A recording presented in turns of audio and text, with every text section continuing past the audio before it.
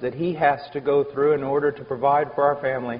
Any woman who does that is considered a failure in our society. She's looked down upon, and I know that from personal experience. I know the things that my wife has suffered, the things that people have said, because, you know, they say, "Why don't you help your husband?" And she says, "Well, I do." "No, why don't you get a job? I mean, as a minister, he doesn't make that much money. You could provide other things. You could..." What?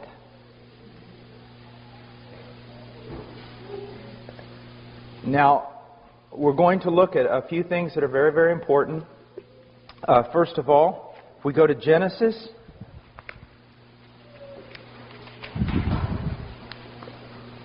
chapter 2.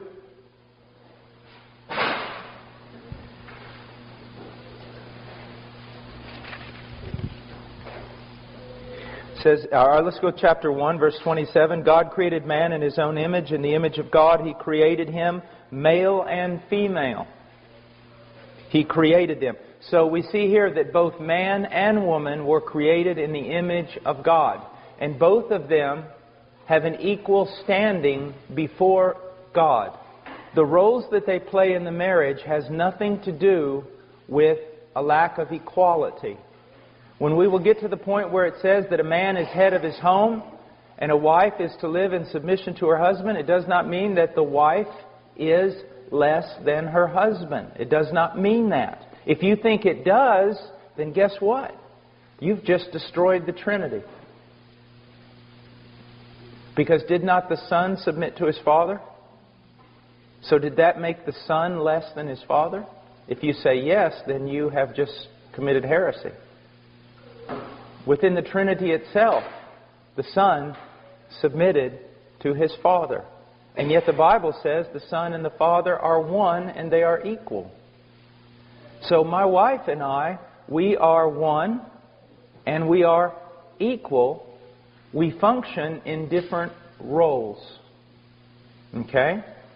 Now today everyone says, no, if you've got to have the same role or you're not equal. That's why there's this push by feminists, and they've won the day, to be honest with you. They've won the day, that women ought to be fighting on the front lines.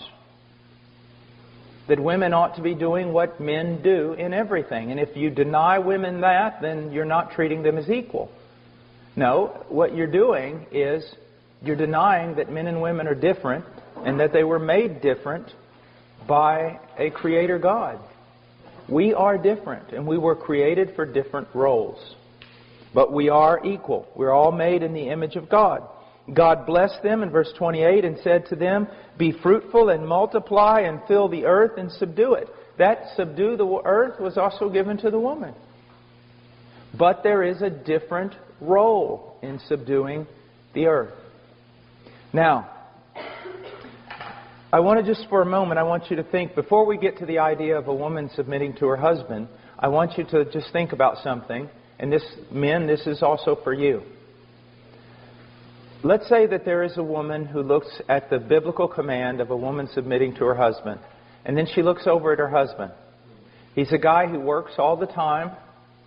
But he works all the time not necessarily to provide for his family. He works all the time, and then he's with his buddies, and then he's getting all kinds of things for his hobbies, and he's all about what he likes to do. And in doing all the things he likes to do with all his buddies, he's basically neglecting his wife and his children. And a woman looks over at that and says to herself, I got to submit to that? To a selfish boy who basically lives for himself? That can really make a woman bitter. Now, but if a woman looks over and sees a man, and imprinted upon his face is, "Hallowed be Thy name, Thy kingdom come, Thy will be done." She can look at him and she can still become embittered. Why? Because he can say that and basically say the same thing. I got to neglect you and our children because I'm all about the kingdom of heaven. How many pastors' wives have become embittered because the husband has sacrificed his family for Jesus' sake? Okay? And that's amazing because Romans 12:2 says that the will of God is perfect. And what it means is this: you don't have to disobey some of God's commands in order to obey the other ones. So you don't have to disobey what God commanded you to do with your wife and children in order to obey Him in what He commanded you to do in the ministry. But if a woman looks over and sees a man, and the man is, "Thy kingdom come, Thy will be done, hallowed be Thy name," and he begins to live that out within his closest relationships, that he strives that the kingdom come in his wife in fullness of joy, and he strives that the kingdom come into his children, and the woman sees that he sacrifices friends, hobbies, everything else for the sake of blessing his family, then a woman looks at a man like that and goes, with a twinkle in her eye, and says, yeah, I can follow a guy like that, who is selflessly giving himself away to his family. Sure. Do you see, men, again, the responsibility of leadership? You're saying, well, you're talking about us again. We wanted you to yell at our wives for a while. But see, again, if you're going to be, you know this, some of you men are over other men. You have jobs that place you over other men. If those men that are under you mess up, the boss doesn't go talk to them, does he? He talks to you. Your men messed up. They're under your authority. You see? It's the same way. And so, this is something that is extremely important. Now we get to verse 23 of chapter 2, and he says, "And man said, This is now bone of my bones and flesh of my flesh. She shall be called woman because she was taken out of man." Now, even though I believe that there is a way in which we can say our children are of our flesh, if we want to be purist in the biblical language, we have to recognize man and woman, husband and wife, are one flesh in a deeper way than you could ever think about children. I am not of one flesh, as it says here, with my children. I am one flesh with my wife. Now, someone can think that they've been a wonderful mother even though they've been a failure as a wife, and that's not true. If you've been a failure as a wife, you've been a failure as a mother. Now, I have a friend in Peru who's very bold, and on Mother's Day, that's what he preached. He said he was bold, I said he was crazy. But the greatest thing that my wife can do for her children is to love her husband and respect him. Why should children respect their father when they see that the mother doesn't even respect their father? Now, so we're one flesh. It's the highest and most important relationship. And I am not a good father if I jump over the mother and dedicate myself to the children, which is very easy to do. Now, men, one of the things that, again, is very important is oftentimes, as men, we're usually a bit more independent. And some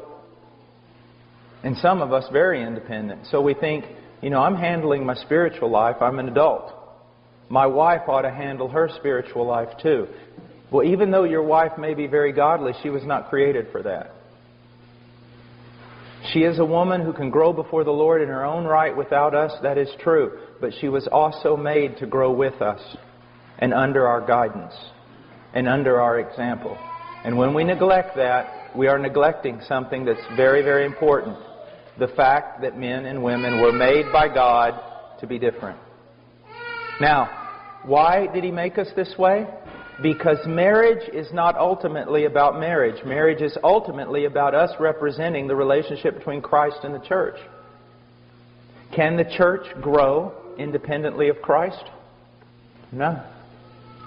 Women were created to grow with their husband, with the help of their husband, under the tutelage of their husband. That does not mean he lords it over her or he knows more than her. But she was just made for that reason.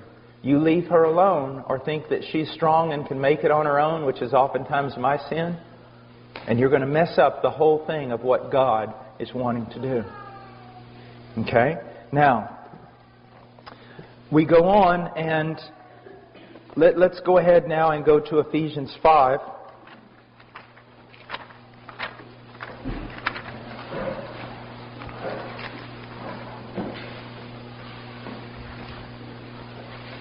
In verse 22, well, let's go to verse 21. And be subject to one another in the fear of Christ. So that's, believers are to be subject to one another in the fear of Christ. Wives, be subject to your own husbands as to the Lord. Now, a lot of people will look at this and say, oh, what he's really talking about, because of verse 21, is that there ought to be a mutual submission. And by saying that, they cancel out submission altogether. If there's mutual submission, then what do you do when there's a disagreement? And how can there be headship and leadership in mutual submission? What you need to understand is that Paul is laying out something for us that's very important. In verse 21, he's talking about believers, that there should be a sense of mutual submission. For example, if I come to you and show you with the Scriptures something that's wrong in your life, you need to submit to it. And if 3 weeks later you come to me and show me something that's wrong in my life, what should I do? Should I say, well, I'm an elder and I don't have to submit to you? Absolutely not. You can show me in Scripture there is mutual submission. Do you see that? Iron sharpening iron, brother sharpening brother, sister. That's very important. So in the church there's mutual submission. Then he comes to marriage and he says, wives, be subject to your own husbands. Then he comes to children in 6:1 and he says, children, obey your parents. And then he's going to go on and he's going to talk about slaves, which in our terminology would be employees. Submit to your employer. And so he's telling us something of the way we should function in society. That in the body we should submit to one another. When we go to Peter, though, we also learn that we ought to submit to our elders when they're functioning according to the Scriptures and can show us with the Scriptures. We learn from Romans 13 that we ought to submit to the government. We ought to pay taxes and things like that. Well, here we're learning that in the context of the family, wives, be subject to your own husbands as to the Lord. You do it for the sake of the Lord. Now, let me just show you a practical way in which this works. Let's say that a big decision has to be made in our family. And I look at that big decision. I don't just make the decision. Say, well, I'm the boss. No. What I do is, my most trusted counselor with decisions regarding my family should be my wife. So we have to make this big decision. I go and talk to my wife. I want to hear what she has to say. And if we're in agreement, bam, okay, let's make the decision. If we're not in agreement, it doesn't mean, well, if we're not in agreement, it doesn't mean that, well, my wife's not in agreement, so I'm not going to make the decision. But what it does mean is this. If she's not in agreement, that's a real red flag for me. I mean, she's my most trusted counselor in the family. So if we're not in agreement, a red flag goes up for me. And what I'm going to do is I'm going to postpone that decision if I can. So that she and I can pray together, talk about it more until we come to unity. And when we come to unity, I'll make that decision.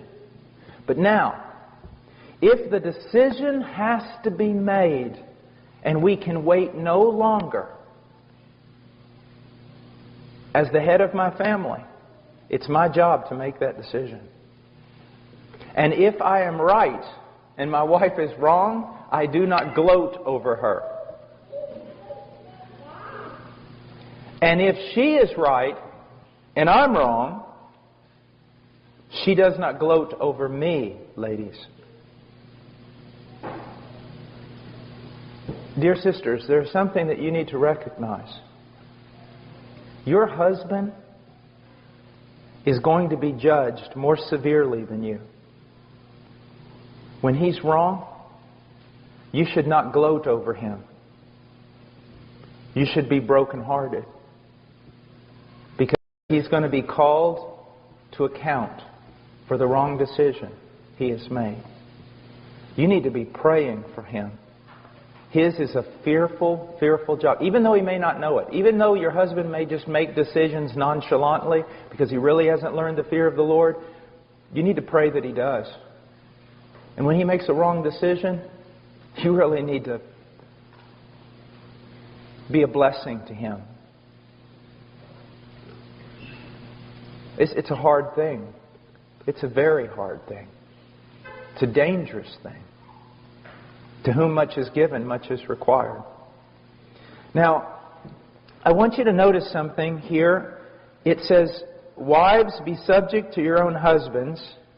And then, in the end, in verse 33, it says, nevertheless, each individual among you also is to love his own wife, even as himself, and the wife must see to it that she respects her husband. Now, it's interesting here that it doesn't say that wives are supposed to love their husbands. It says they're supposed to submit to them and respect them. And it's interesting that here it doesn't say that husbands are to submit to and respect their wives, but they are to love their wives. Now, that does not mean that husbands are not to respect their wives or that women aren't to love their husbands. That's not what it means. But it does tell us something that's very interesting. I do not need my wife to call me 3 times a day and say, honey, I love you. I don't need her to send me flowers that says, I love you. I mean, I'm sorry, I just don't need that. I don't. What do I need? I need my wife to respect me. That's what I need. As a man, I'm made different than a woman. I need my wife to respect me. The whole world. I can wake up one morning, and sometimes with the internet I feel like I do, and every person in the world standing outside in my yard with down with Paul signs. Paul should die. Paul's a false prophet. Paul's this. I mean, I get everything you can imagine. That really doesn't affect me. What does affect me is when my wife, when I feel as though she does not respect me. That kills me. It takes all the strength out of me. You want your husband to be strong? Respect him. Honor him. Now, here's an interesting thing. But it does say that the husband should love his wife. What does the wife need? Constant reminders of that she's loved.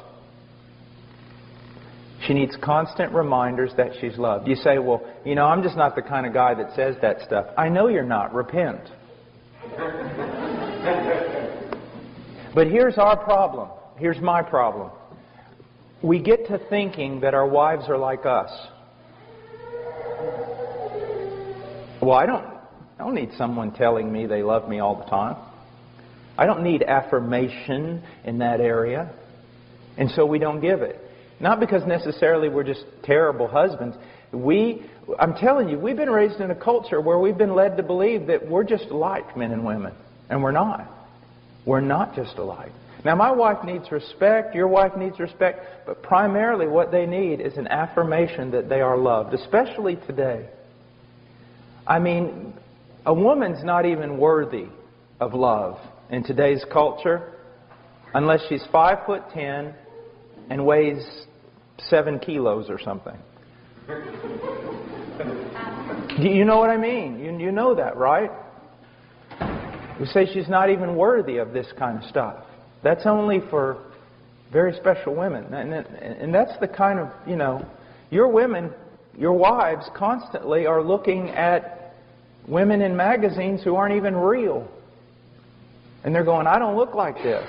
You know Cindy Crawford, the famous supermodel? She said something one time that was really wise and true. They were interviewing her and she said, what you need to understand is Cindy Crawford doesn't look like Cindy Crawford. And they said, what do you mean? She goes, do you really think my legs are that long? You know, they can do great things with a computer. And when I'm bent over like this with a beach ball, yeah, I've got a little roll of fat here too, but they can move that away. They can take that off.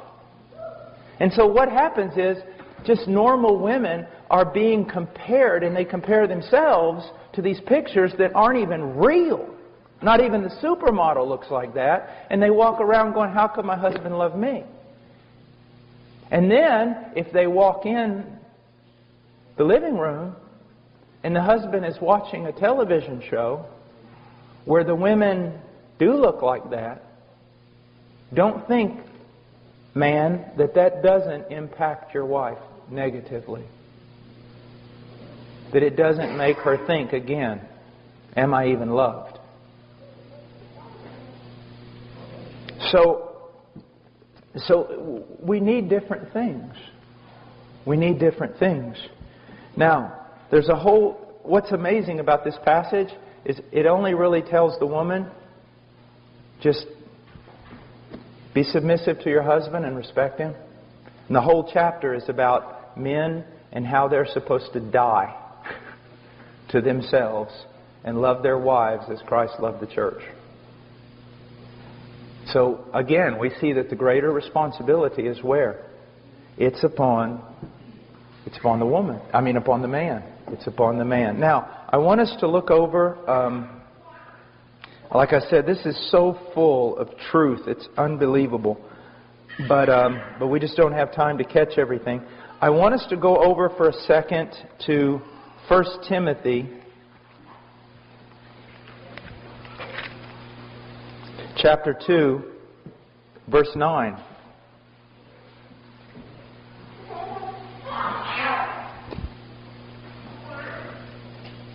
Likewise, in verse 8, Paul says, therefore I want men in every place to pray, lifting up holy hands without wrath and dissension. All right, now notice, men are prone towards wrath.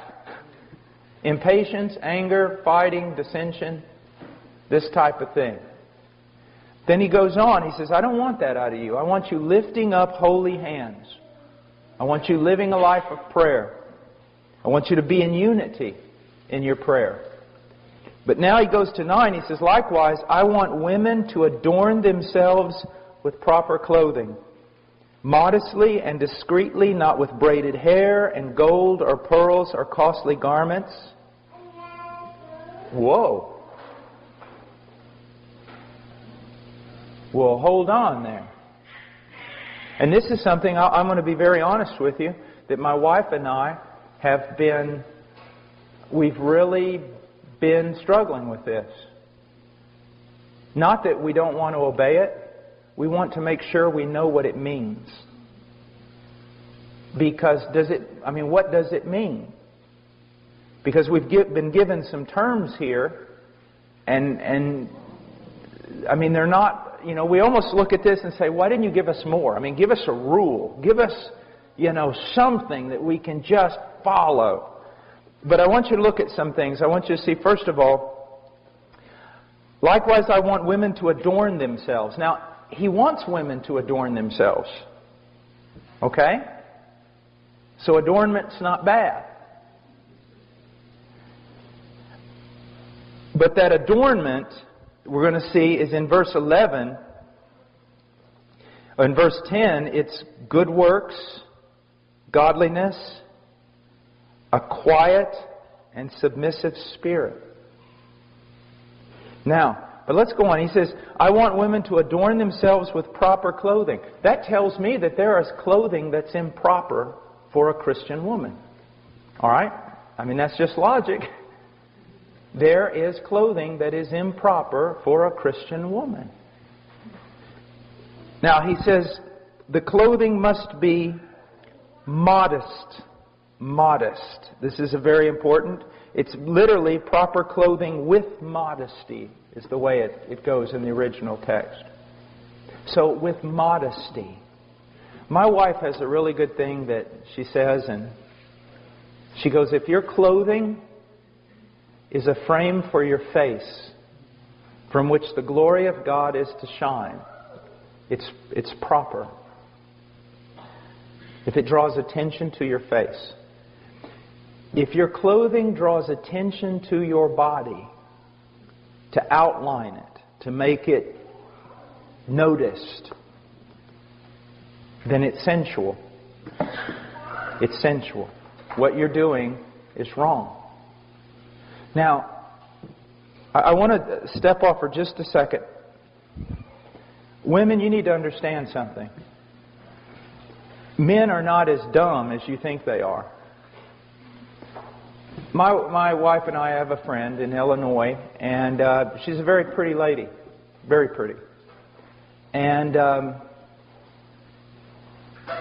if she walked in that door right now, every man in this room, if he turned and saw her, this is what they would say. Well, that's a very pretty lady.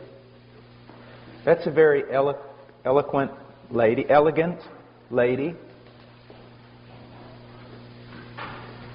That's a beautiful lady. And that's what they would think. But ladies, there are also women that aren't half as attractive as that lady I just described to you, either in their face or in their body. And they could walk in that door, and the moment every man heard the door open and he looked over there, if he was a godly man, he would have to go like this. Because it's not beauty. It's sensuality. And even though you can't exactly write down the rules and put it all on paper, when you see it, you know it. There is a difference between beauty and sensuality. And God is not against beauty. He is against sensuality. In Philippians, we are told to think on things that are excellent, that are noble, that are just, that are right, that are true.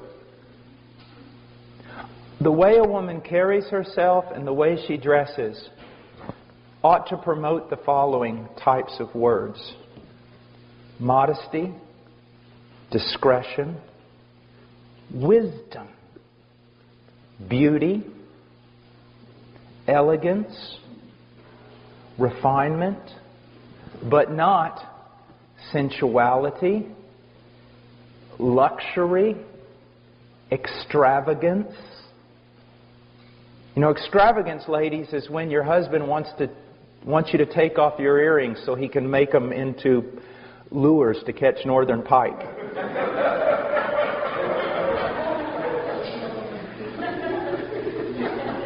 Now, ladies, this is, I've been giving your husbands a lot of tasks. Let me give you one. Seek to find out what this means and go wherever the Lord shows you.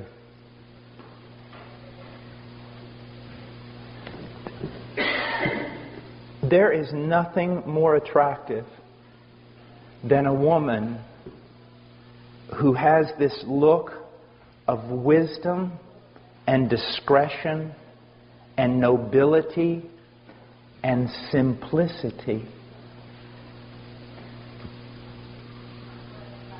Simplicity. It's just a simple beauty about her. Now, I was teaching in Romania, I guess it was about 2 years ago, and I was at a university.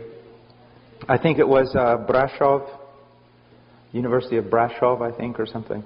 And it was Europeans, just European techno-punk kind of stuff, All these all these college students come in there and everything. There's a whole room full of them. And there was a bunch of girls there at the bottom of the auditorium in the first rows, purple hair, nails through their nose, just stuff like that, And I looked at them, and I didn't get angry.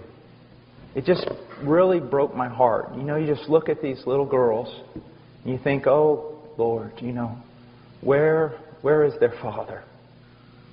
What's happened? And this is what I did. I looked at them and I said, how many of you have seen the movie Pride and Prejudice? BBC, or the recent one with Keira Knightley, or how many of you have ever seen that, or seen Sense and Sensibility? Those two movies. And most of them went, I have. And I said, after you saw that movie, those movies, did you feel sad? Kinda? And a lot of them went, well, yeah, I did. Come to think of it, when I saw those movies, I felt sad. And I said, do you want me to tell you why? And they said, sure. I said, because much of what you saw in that movie has been killed in you. It's been killed. There was a time when people dressed for the sake of beauty. Now it's for the sake of lust. It used to be refinement. Now it's grunge. And I said, isn't it amazing that even though this really didn't happen in the movie, this was kind of the thing the movie gave you. Like if a girl was standing there and she reached for a book, let's say a 19-year-old girl, and she reaches for a book, and the moment she reaches for the book, a boy also reaches for the same book, and his hand crosses her hand like this just by accident, and guess what happens? The moment that happens, she almost loses her breath, she flushes, and has to leave the room. Look what they've done to you. Look how they've robbed you. And you've allowed yourself to be robbed. The young man, his heart's beating and he doesn't even know what to do. Just jumps out of a window. The young girl is all flush and she's just feeling all these emotions that are just about to explode in her heart, and tenderness and innocence and all these things that have been killed in you, young lady. They've been killed.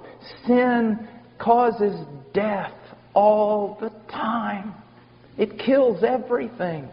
It kills beauty. It kills poetry. It kills refinement. I would challenge you to get into the Scriptures, and it is a difficult task, because you start asking yourself a question, well, what is it? What is masculine? I mean, does it mean I can never wear pants? Does it mean this or that? Those are very hard questions, and you know what? You need to have a lot of grace, because when the Scriptures do not say something specifically, you better not be putting your specific rules upon people. Be very careful here. And as you know, I mean, my wife's here. She doesn't dress like a Puritan or something. But at the same time, I can tell you that she and I are in a transition. Because we've honestly, you get around to trying to look at different aspects of your life. And one of the things is, what is it supposed to look like to be a feminine, beautiful woman with discretion and wisdom and nobility? And you could dress a woman in a skirt that went all the way down to her heels, and she could still be sensual and ungodly. I mean, nothing's going to cover up a wicked heart. But how should the daughters of God dress themselves? And some people have gone really, I think the other side, and they just wear denim skirts and white tennis shoes and, put their hair a certain way, and everybody's a homeschooling mom. I don't think that's what the Scriptures had intended either. But I will tell you this. Take simplicity. Take modesty. Take discretion. Put within that beauty and elegance. Throw away from it all sensuality and luxury and extravagance, and try to find, where does the Lord want you to be? And I'll tell you this, just as a man. A woman who most people would say is not that attractive in her face or in her body. If you see nobility in her, if you see discretion and wisdom in her clothing, in her way of being, it is attractive. It is pleasant. It is. It is. A noble, virtuous woman who just doesn't have it on the inside, but it affects the way she dresses, it affects the way she holds herself. And young ladies that are here, man, boys don't play with you. They don't wrestle with you. They don't come up and grab you around the neck. They don't do all these kinds of things. You are very special, very proper. Not in that wrong sort of way. There's a dignity to you. So don't allow the world to tell you how to dress because they just want to make you sensual. Don't tell people how boys are... Don't let people tell you how boys are supposed to treat you. Let God tell you. And you demand that. Now, fathers, here's something else. If you treat their mother very poorly, then don't expect your daughter to rise above you in the mate she chooses. She needs to be able to look at you and then look at all these 20-year-old boys that haven't got, the brain God gave a goose. She needs to be able to look at them and go, you do what? When that boy says, I love you. You what? Love me? You can't even spell the word love. Go look at my dad. Follow him around for 2 years. He'll show you what love is all about. Do you see? Guys, we do such a disservice to our daughters. We all do. When we neglect their mothers or treat their mothers common. So don't be angry one day when some guy comes along and treats your daughter as common. Now, look what it says here. It says, not with braided hair or gold or pearls or costly garments. Now, does this mean, as some has interpreted, a woman can never braid her hair? Well, if you go into the Greek world, you will see some braiding that went on that literally, it was frightening. The woman looked like Medusa. I am not kidding. They braided hair to they would spend days braiding this hair up. And it was going all over the place. It looked like snakes coming out of her head. That's what Satan will always do to a culture. What he's talking about here is not that you can't braid your hair. He's talking about just the simplicity of it. Not extravagant. And then there's gold and pearls or costly garments. Now, what does this mean? Well, I see that the servant of Abraham gave Isaac's bride some costly bracelets. Some rings for her nose. Go figure. So, that wasn't treated as an ungodly thing. I think it goes back again to extravagance. Extravagance. And costly garments? No. Women should not be preoccupied with spending a lot of money on clothing. But you know what? A wise woman, a noble woman, can take a little bit of something and make it look pretty amazing. Remember the Proverbs 31 woman? She didn't just dress her household. She herself dressed in purple. But it was a frugality. A simple, like one time when Chado and I were on our honeymoon, I wanted to really I'm going to buy her something. So we go in this clothing store and there's this dress or skirt. I don't know the difference between a dress and a skirt. What was it? Was it a skirt or a dress? Skirt. Okay. I just don't know. I just can't figure that out. Or it's a skirt. And it was really pretty, and it just kind of went down long. It was really pretty. I said, why don't we get it? She looked at the price tag. She said, it's $85. We're not buying this. I said, good. I didn't know they cost that much. But guess what? A few weeks later, she found the same skirt, different color, exact same skirt, with the price tag still on it, in a Goodwill, I think it was, for $5. And I was like, praise the Lord. I'm like, here, honey, here's $10. Don't spend it all in one place. But it's amazing what a wise woman can do with almost nothing. And it's also amazing what a woman with no wisdom cannot do with everything. It's just amazing. And so, and it comes down, people always ask me, is it a sin for women to wear makeup? And I say, brother, it's a sin if some women don't wear makeup. An old preacher said one time, it never hurts to put a little paint on an old barn.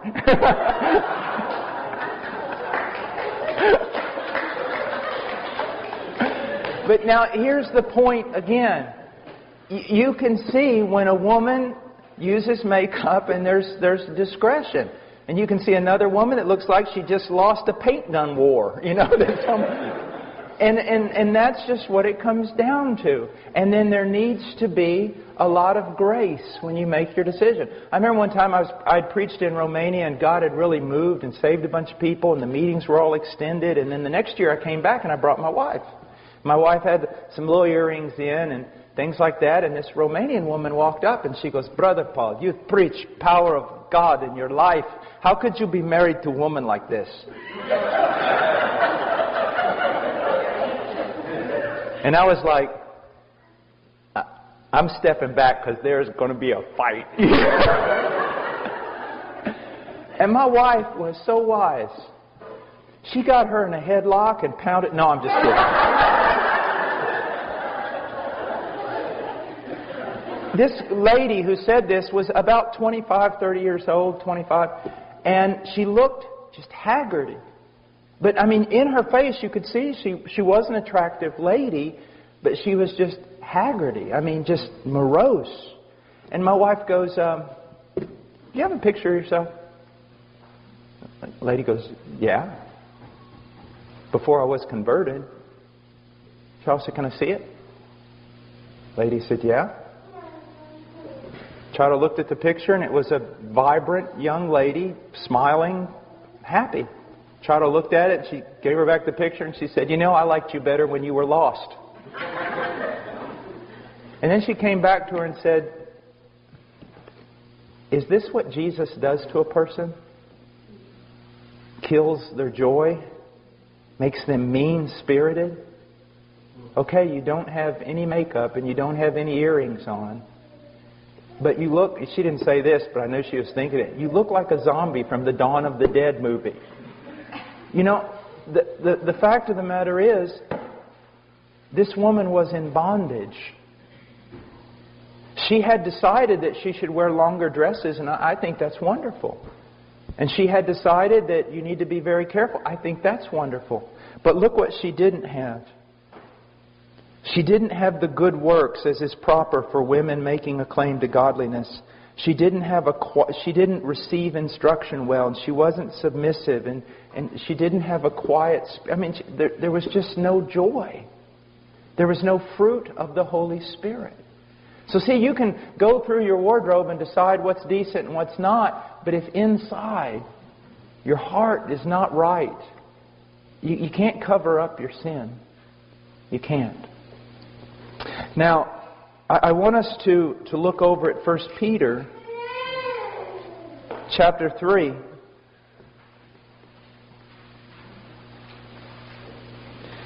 Verse 1, "In the same way, you wives, be submissive to your own husbands, so that even if any of them are disobedient to the word, they may be won without a word by the behavior of their wives." I want to tell you something. This makes me laugh.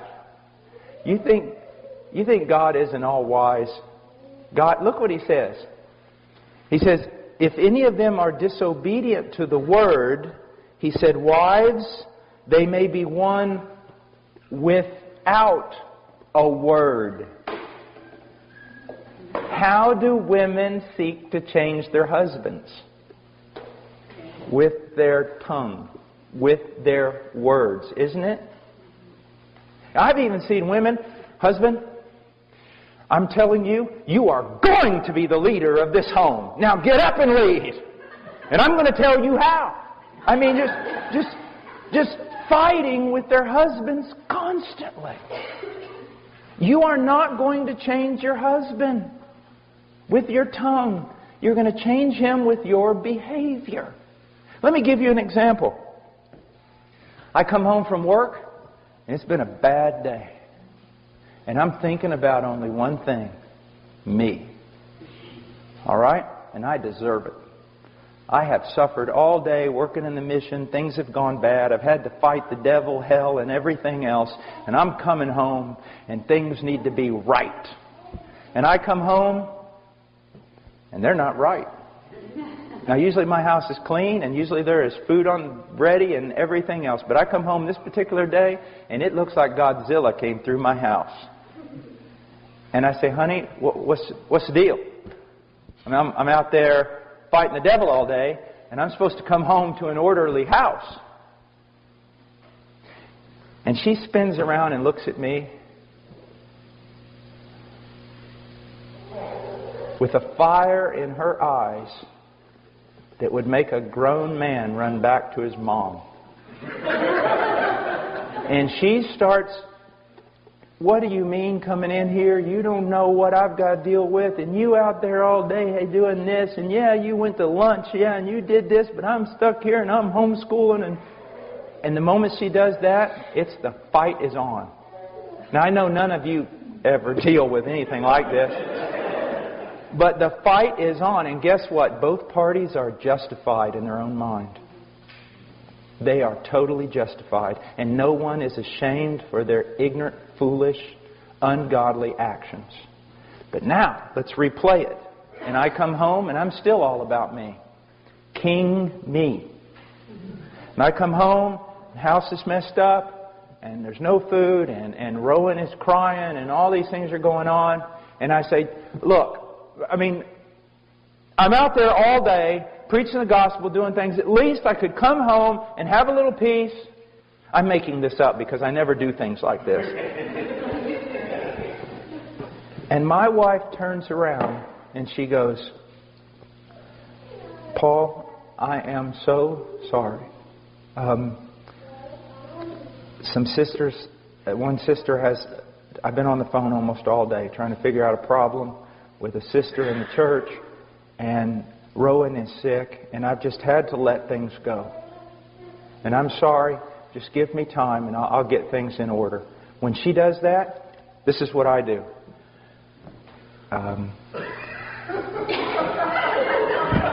I go outside, go into my workshop, find oak is usually the preferable wood that you want. But hickory also is a good wood to use. And you take it with both hands like this, and then you go wham, wham, wham, wham. And then you crawl back into the house and you ask for forgiveness. Look what she's done. She couldn't beat me with her words, but she beat me with her behavior. She heaped burning hot coals on my head with her godliness. Do you see that? Now, men, it's the same way. Man, if we could ever get a brother to come up here. He teaches on marriage in Norm Wakefield. And he was teaching me one day, and he said, "Paul, when I'm preaching, and God's really moved or something's happened, and I drive home," he said, "I'm preparing myself because I know when I open that door, I am hoping my wife will realize I've just come from a tremendous week of battle and that she'll meet me at the door and just be a blessing." He said, "Paul, I know it's usually not going to happen. I know some things are going to be going on.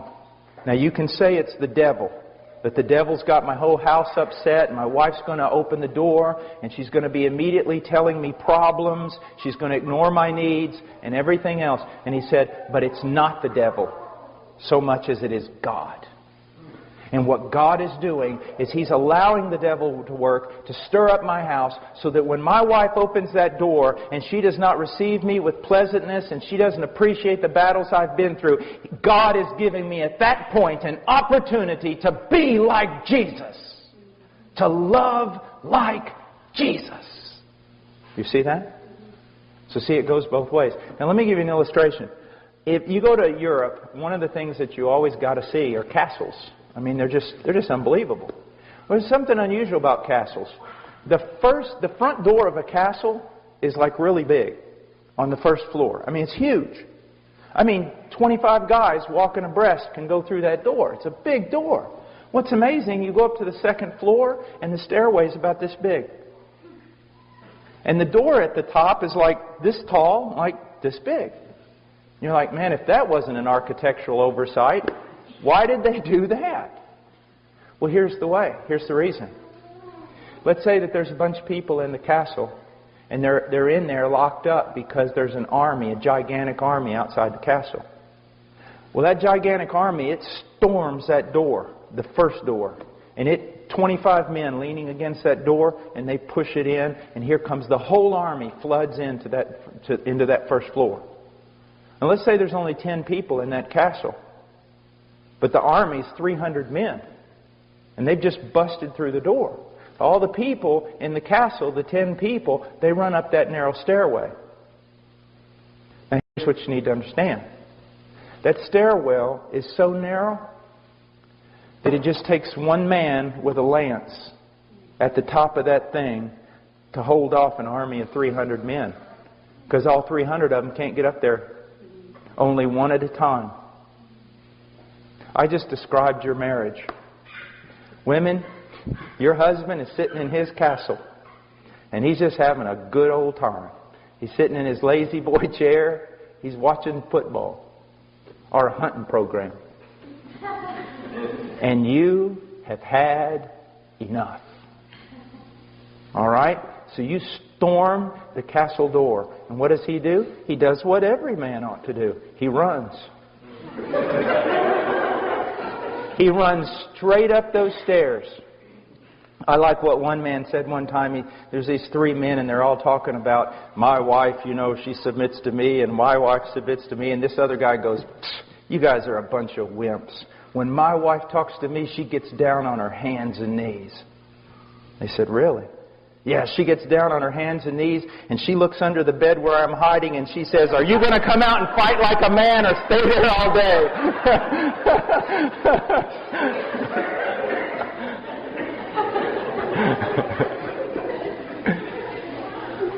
But here's the thing, wife. Your husband sees you, sees that double-edged sword coming out of your mouth, and he runs up, and he's got his lance, and you coming up that stairwell. And you're coming up that stairwell fighting with him. That tongue of yours is moving like a weed eater. And the whole time you're giving him the rights. You're just telling him the way it ought to be. The whole time you're doing that, you're also praying. God, why don't you help me with this man? God, why don't you help me with this man? God, why don't you do what you need to do? Why don't you change this man? God, I can't understand. And every time you say, God, why don't you help me with this man? God's going to get out of the way. And you're like, oh, I'm not getting out of the way. And you just keep fighting. God, why don't you get up here and help? God goes, there's room for only one.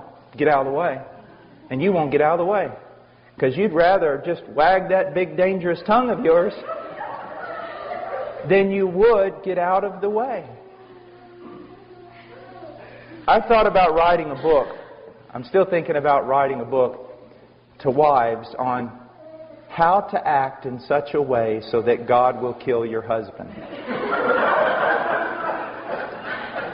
I'm just afraid it'll be a bestseller and we'll have a lot of men dying. But you remember what God says in Romans 12, give place to the wrath of God. Get out of the way. It says, don't deal with your enemies. Don't fight fire with fire. If someone does evil to you, don't do evil back. Just get out of the way. And what God is telling a woman is this. Continue in your godliness. Continue in your quiet spirit. Seek to honor Him as much as you can. And call out to me. And I will be your help in the day of trouble. God changes people.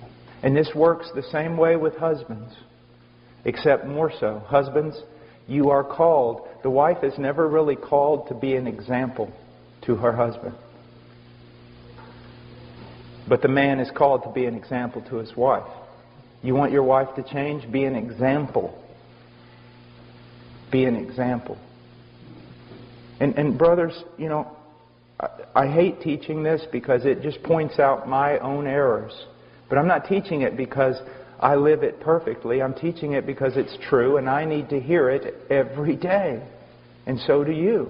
And ladies, it's the same thing. So do you. You need to hear this. He says, without a word, by the behavior of their wives, as they observe your chaste and respectful behavior. Again, look at this. Your adornment must not be merely external. And the word merely in Greek is not there.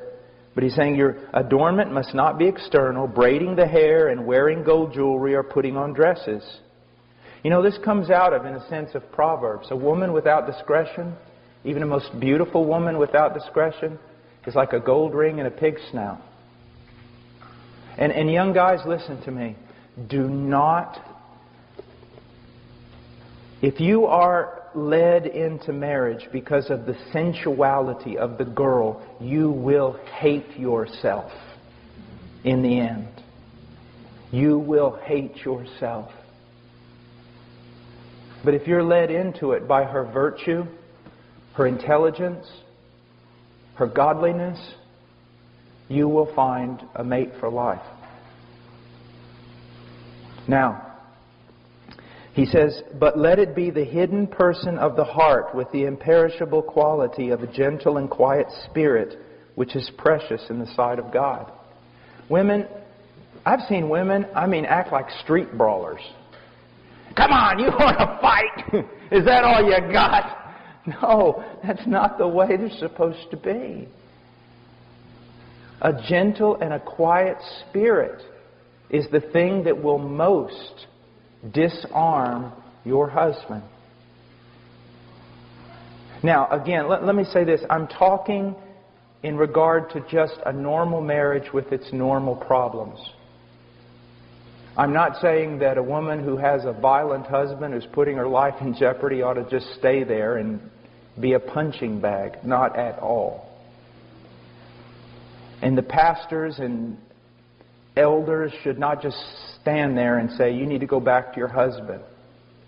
They need to protect this woman. She's a daughter of God. They need to treat her as their own daughter. And those pastors, if there's a sister in the church being abused by her husband, they need to stand in, even if it means they get punched. It's what pastors do, or it's what they're supposed to do anyway.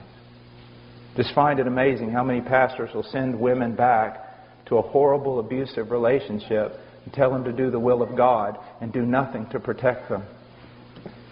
Jesus never called us to that kind of absurdity. But in a normal relationship with our normal problems, just getting mad over nothing, like most of us do. Now, there's so much to say here. Let me say, it hurts me because this is like 7 days we could be talking just about this women thing. And let's go to the Song of Solomon. I want to talk to the young ladies, but this applies to everyone. Men, it would do you well to read the Song of Solomon. It would do me well because of all the beautiful things that is said here that to us seem just too goofy. But it's just because as men we're just so hardened. Look at the things that are found in the Song of Solomon. Verse 1 of chapter 4, how beautiful you are, my darling, how beautiful you are. Verse 7, you are altogether beautiful, my darling, and there is no blemish in you. All these types of things that are said that I fail to say. Because again, I think my wife is like me. Now, I want you to just look at something from the Song of Solomon again. Look at Verse 9, you have made my heart beat faster, my sister, my bride. You have made my heart beat faster with a single glance of your eyes. There was a time when that was true. There was a time, guys, when you acted like peacocks strutting around just to get your wife to look at you. You saw that she looked at you and you almost fell over backwards. It's just like with the Lord, isn't it? When we first met the Lord, and if He showed us anything in His Word, we were so excited we didn't even know what to do. And now He shows us things we don't even want to hear. There's something terrible about being in a relationship when it turns common. Now, another thing I want you to look at here in verse 9, he says, you have made my heart beat faster with a single glance of your eyes, with a single strand of your necklace. Now, you say, Brother Paul, what does that mean? Well, first of all, let's look at it as with Christ and the believer. He says, you're altogether beautiful, my darling. Why? Because He shed His blood for her. and cleansed her. Notice that He did